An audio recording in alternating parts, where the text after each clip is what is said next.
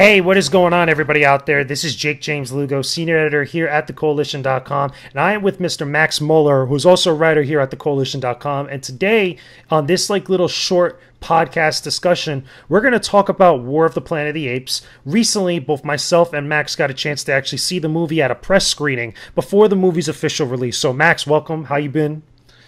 Been good, man. Happy to be on the show. There's a lot to talk about with the movie. I know it's very hyped. A lot of people want to see it, so we're going to get down and discuss it. Spoiler free, of course. Definitely. Yeah, we're going to try to keep the spoilers to a very, very big minimum. And the reason being is because obviously it's still early before the movie officially comes out in theaters. We saw this pretty damn early alongside the rest of the media, or at least different outlets and such. You know, you saw it in Chicago. I saw it down here in South Florida.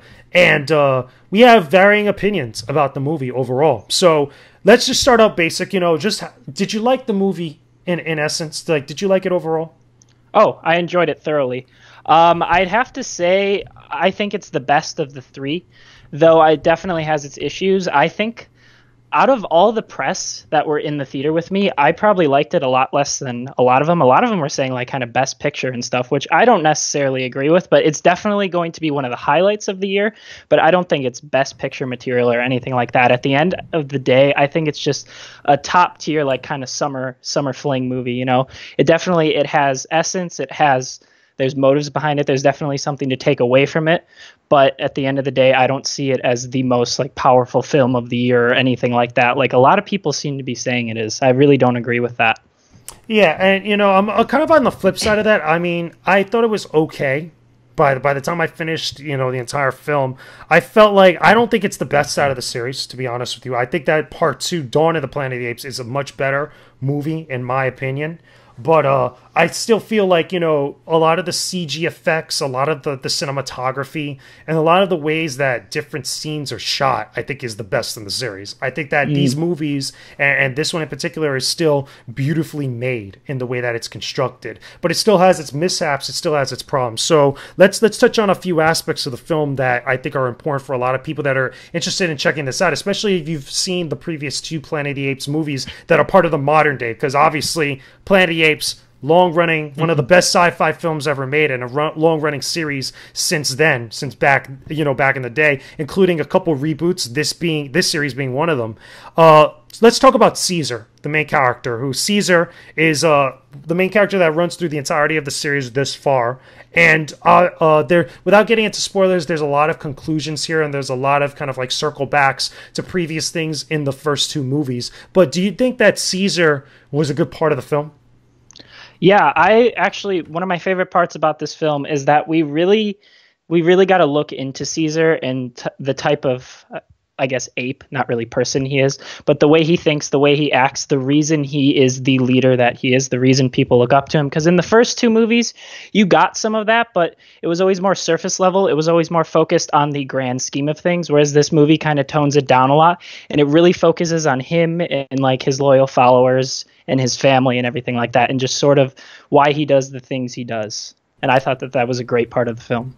Agreed. Now, again, Caesar is played by Andy Serkis. He's one of the mocap masters that does a lot of, again, visual or movement type of like acting compared to like, again, being still and such. It's a lot of his expressions that really make that character. And again, the CG in this film is on point. That's like a huge highlight of the film on all the apes, not just Caesar himself, but all the different apes that you see or you come across in the film, whether it's Caesar's family, whether it's his like second in command, or even any of the other apes that are, you know, on opposing sides of the big conflict at hand. Now, one of the biggest problems that I think we talked a little bit about before we started recording was that this film, even though it's called War of the Planet of the Apes, it doesn't have a lot of war going on. At the very beginning and towards like the middle/end parts of the film is where we see a lot of fighting, is where we see a lot of conflict, a lot of big battles. And I was expecting that for the majority of the film, but we didn't get that, and I was a little bit disappointed. Were you in the same boat?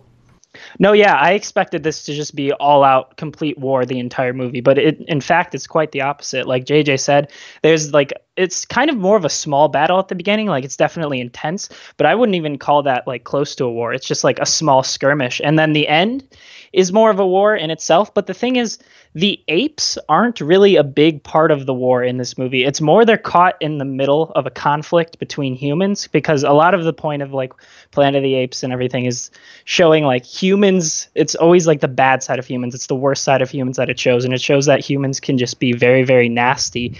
And the movie really focuses on the apes like trying to get away from all of this and trying to just live on their own existence, because it's kind of established that just humans and apes cannot live together just the way that they are. As much as they'll try, it's just not going to work out.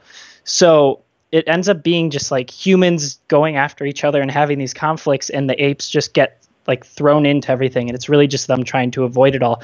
And it's kind of weird because War for the Planet of the Apes, you know, it makes you think the humans and the apes are going at it, you know, over who's going to win and who has control of the planet. But that really doesn't happen. It's not really like that. Not at all, honestly. And like, I also wanted to say this, though. I think that the title can kind of have a second meaning, because a lot of this is about Caesar and sort of revenge without going too spoiler heavy.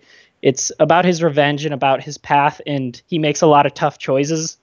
And I always thought of it as sort of like a personal war with him as himself, which makes a lot more sense with the title, but still, it's not really a war for the planet then. It's just like Caesar's own personal war. So yeah, I agree. I think the title could have been changed. It seems kind of buzzwordy for me, but it doesn't affect the movie too much.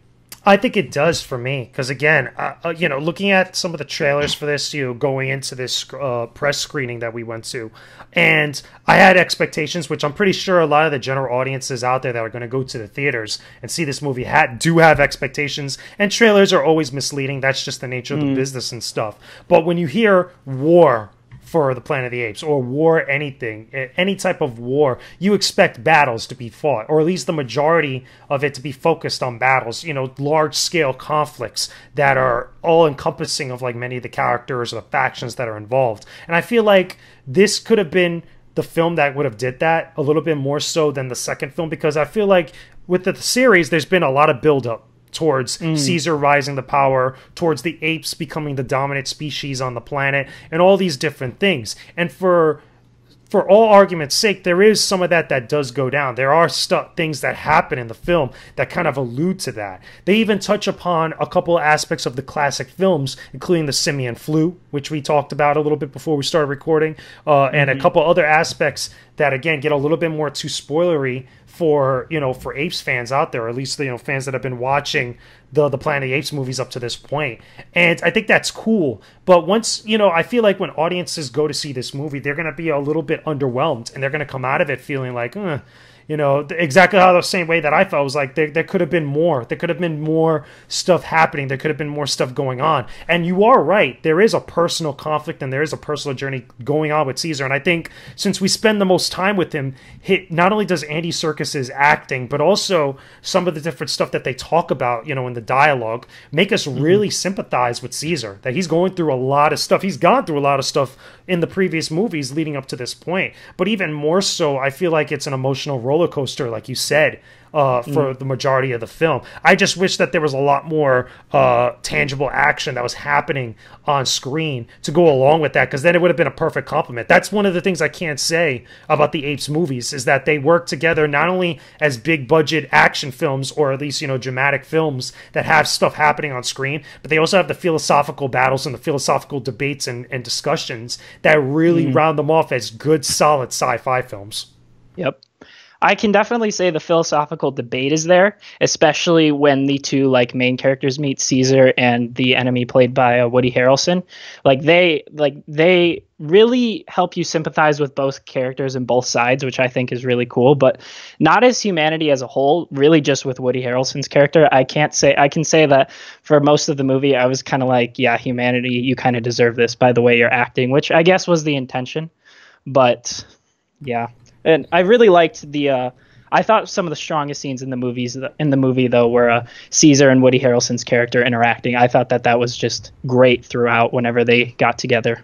Now, funny enough that you say that, because I'm on the flip side of that. I actually didn't like Woody Harrelson in this film as much. He has a couple good scenes, that's in here. And I think that, again, him as an actor, he's just working with what he's given. And I think that for that part, especially when he's with Caesar, there's some good scenes and there's a lot of good tangible tension that's there. You could cut it with a knife in some of those scenes. Again, without spoiling a lot of what goes on, you'll see it and you'll notice it when it finally happens. But for the rest of the movie, when he's in other scenes that, you know, happen here and there, I don't like him as much. I feel like he was one of the more weaker aspects of the film.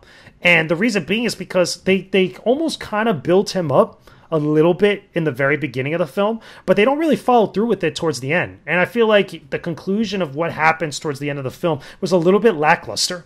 I felt like there could have been a bigger, more dramatic things that happens or a couple other stuff that kind of culminates into a big climax, and we don't really get that. It almost kind of ends with a thud. And I wish that that wasn't the case because he has a couple of those good scenes that look like they're going to go someplace really interesting, but then don't really have a good payoff in the end. Yeah, I should clarify. I meant the scenes when they are together. I think we're really strong. I agree that Woody Harrelson by himself, he's fine. He's kind of a by-the-numbers character otherwise. And actually, for most of the movie, I was worried that he was just going to be a by-the-numbers character until they started interacting more. And I like it because you can kind of tell that they, as much as Woody Harrelson and the humans, they like kind of shit on the apes and like don't see them as like on equal footing. They call them donkeys, which is funny because that's an allusion to Donkey Kong. But you can tell that he does respect Caesar, he ends up respecting Caesar and just being like, wow, okay, and maybe these apes can be a bit more than what we take them as, even if he doesn't show it because he can't. But you can tell that with Caesar, at least, he starts to see that, and that's pretty strong character development in my eyes. But at the end of the day, you know, he has to do what he has to do. But I don't want to go too far into that because it's spoiler heavy. But now, there is one other thing I want to touch on before we wrap up, is that there is a couple shocking moments in the film that do have some sort of shock value. But I feel like in the grand context of everything, looking back and reflecting upon the entirety of the film, they kind of are just there without any real purpose. And again, some of it is a little bit spoiler heavy, so it might sound a little vague in how I'm talking. But there are a couple moments that, you know, as you're following Caesar around and you're seeing some of the characters go through different trials and tribulations and stuff and things that they discover, I feel like there's some shocking moments where the film doesn't really expand upon, and I'm pretty sure even on a second viewing, it'd be a little bit hard to kind of like, you know, pick out exactly what they're trying to allude at until like the very end. And even then, you know, the explanation they give, again, is one of those other things that I feel like ends on a thud. That doesn't really follow through with anything spectacular, or it doesn't really have like an oh my god type of shocking moment, as much as I felt that was in the previous two Apes films. Because the big shock moment in the first Apes film, which was Rise of the Planet of the Apes, was when Caesar first spoke. Because I remember being in the theater when that happens, and everybody in the theater was taken back, even though we all knew it was going to come eventually. It was one of those things that you weren't really prepared for that. And I felt like in the second Apes film, it was more with a lot of the fighting and what some of the decisions that Caesar had to make in the context of everything that was happening there. And I don't want to spoil that film per se, but those two films had those moments. And this one, I felt like it was trying to reach for something, but never really got it. Yeah, that's true. It does allude to a lot of things without wholly explaining them. Like, for example, there's this character that gets introduced sort of midway through the film, and it's an ape, and it kind of shows where the apes went, ones that weren't with Caesar, like the other apes that exist in the world, just how the simian flu kind of affected them. And I thought that was very interesting, and it's kind of touched on, and they speak about kind of the past and just the other side very of the loosely. Whole situation. Yeah, very loosely. And there's a lot of the film that kind of alludes to things like that, but doesn't really capitalize on it at all. And we probably won't be getting those answers because I'm not sure if this is supposed to be the last in the trilogy or if they're going to continue. The ending kind of leaves that open-ended, like it could go either way. But I guess the previous two films kind of did that as well. Whereas the end of the second one definitely, like, you knew where the third was going. It also could have kind of ended there if you needed it to. You know, someone in the theater actually brought up something interesting. He said that I overheard this. He said that each of the three movies, or at least the first two, because he was talking about it beforehand, that each of the movies, when you're watching them, you feel like you're like, hell yeah, like this is awesome, this is immersive, you know, I'm really into this is a strong film. But then when you leave the theater, you almost lose that. And another critic brought up the fact, he's like, maybe that's because they always kind of get resolved at the end, even though, like, yeah, you know there's going to be a sequel and you're excited for it. You kind of just get like resolution, so you're not like waiting. And I thought that was very interesting, and that's something that I thought about, but I couldn't put into words. And I think that he put that into words exactly for me. Because I remember even hearing, like, we're going to see this third movie. I was excited, but then I was like, why haven't I thought about these movies in forever, even though I really enjoyed them? You know what I mean? I always thought that was very interesting. And I think that this movie also does that and leaves you with that feeling. Good point. Yeah, I would agree with all that. And it's a very good point because now thinking back on those previous two films, the very end of them does feel like they have their own resolutions and such before continuing on to the next film. And funny enough, fun comment, they kind of, in a clever way, recap the previous two films, and I thought it was a little bit cheesy how they did it with the titles. You guys will notice that when you first go see the film with the text and stuff, but it's very quick, and it gets right into the action afterwards. But I thought that was a little bit of a clever thing that they did. But I totally agree and understand where that person was coming from, and totally agree with what you're saying about it. But let's wrap up this discussion because obviously the film's coming out very, very soon. By the time you guys listen to this, the film won't be out yet, but if you had to really come up with a solid judgment on this, would you recommend that people go see War of the Planet of the Apes in theaters? Definitely, without question. Even only if you've seen the first two. If you haven't seen the first two, you can still go watch it and enjoy this movie, but it really doesn't have the same emotional effect, at least in my opinion, because if you haven't seen the first two, you don't really understand what you're getting into. And each of the three movies, they kind of exist on their own planes. Like, they're very different, even though they do lead into one another. But I think that having the backstory of the first two movies and kind of understanding the way Caesar is, especially the second movie. The first one you could probably skip over if you needed to, but you kind of really need to see the second one to understand some of the battles Caesar is going through and why he is the way he is and sort of the way others interact with him throughout the movie. You need to see at least the second one to kind of understand all that and get a stronger bearing of what's going on. I'm on the flip side of that. I would say, unless you've actually seen the first two films or the previous two films, I would say wait it out. I don't know if necessarily this was as good as a lot of people were hoping it would be overall. I know by the time I left the theater, I was underwhelmed with what I had saw. I expected a little bit more, and my expectations, I feel like, were realistic enough. They were within rational reason going into it. I was hoping that it'd be fun, and I was hoping that it would be awesome, like how I felt when I saw the second film, and I didn't really get that with War of the Planet of the Apes. I feel like there should have been more wars going on. There should have been a lot more excitement and craziness happening, besides the in-depth, like, philosophical battles or the personal battles that we saw with Caesar and some of the other characters. I think that a lot of people, when this opens up and people go to see it in the theaters, that people are going to be underwhelmed, that the first thing that they're going to say is exactly what we've said already a couple times, that it should have been more exciting. If you haven't seen the previous two films, I say skip it out or wait it out until it comes out, maybe on Netflix or DVD or something of the sort, home video. But if you want to finish up the series, definitely go watch it and just see its conclusion through like that. So overall, that's how we feel about War of the Planet of the Apes. Any other final thoughts before we wrap up? Not really, no. I think we pretty much covered it. Yeah, so there you go, guys. Again, Max, thank you for chatting it up with me about Planet of the Apes. Hopefully there's some more screenings that we have in the nearby future. Hopefully we could get some more discussions going about other films down the line. Again, guys, if you're listening to this now on YouTube, if you're checking it out on the website, make sure you guys leave us a comment down below in the comment section. Let us know if you guys want to see more content like this. We have a couple other stuff planned down the line for other movies. If you haven't already, go check out the discussion I did with Dana not too long ago about Wonder Woman. We had a whole big discussion about the film as well as also the DCU that's very in-depth and very fun and very engaging that you guys are going to enjoy, especially if you like superhero films. I know we got Spider-Man over the horizon that we might be doing one for this, and that's going to be a big film for a lot of us here on the Koalition, but we'll cross that bridge when we finally get there. But either way, guys, thank you very much. We will talk to you, all of you, again very soon. Peace out and stay epic, everybody. See you guys.